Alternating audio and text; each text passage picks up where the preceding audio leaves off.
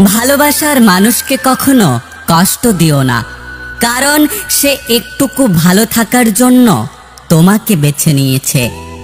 জীবনে এমন কিছু কথা থাকে যেগুলো বলার পর মনে হয় হয়তো না বললেই ভালো হতো। সবকিছু হারিয়ে যাওয়ার পরে আমরা তার মূল্য বুঝতে পারি, সেটা মানুষ হোক কিংবা সময়। আমাদের এই জীবনটা বড়ই অদ্ভুত। যাকে জড়িয়ে ধরে বাঁচতে চাইবে সে একটা সময় পর তোমাকে আঘাতে আঘাতে ভরিয়ে দিয়ে তোমার হাত ছেড়ে চলে যাবে। হাত ধরে কিছুক্ষণ চলার নাম ভালোবাসা নয়, ছায়া হয়ে সারা জীবন পাশে থাকার নামই হলো ভালোবাসা। অবহেলা বোঝার জন্য ভাষার প্রয়োজন হয় না, মানুষের অবহেলিত ব্যবহারটাই যথেষ্ট।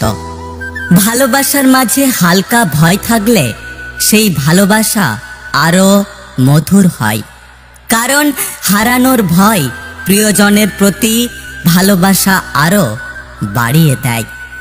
জীবনে এমন একটা বন্ধুর খুব প্রয়োজন, দিন শেষে যার কাছে সব মন খারাপের কথাগুলো বলা যায়। লোভী মানুষেরা জীবনে কখনো সুখী হয় না। পৃথিবীতে ভালোবাসার অধিকার সবার আছে, কিন্তু সেই ভালোবাসাকে পাওয়ার ভাগ্য সবার থাকে না। সব লোক তোমাকে বুঝবে এটা জরুরি নয়, কারণ দাড়িপাল্লায় ওজন বোঝা যায়, কোয়ালিটি নয়।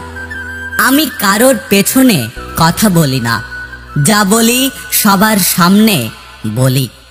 একটা কথা কি জানো তো, সব কিছু নকল করা যায়, কিন্তু চরিত্র, আচরণ, সংস্কৃতি এবং জ্ঞান কখনোই নয়।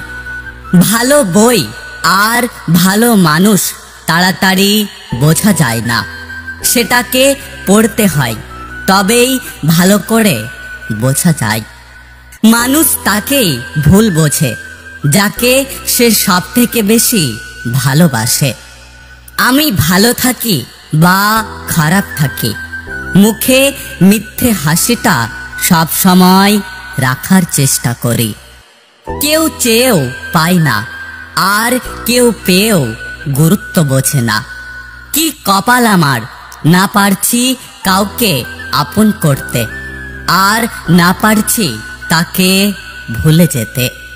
আমি জাস্ট আমি, অন্য কারোর কাছে না হলেও আমার মায়ের কাছে অনেক দামি।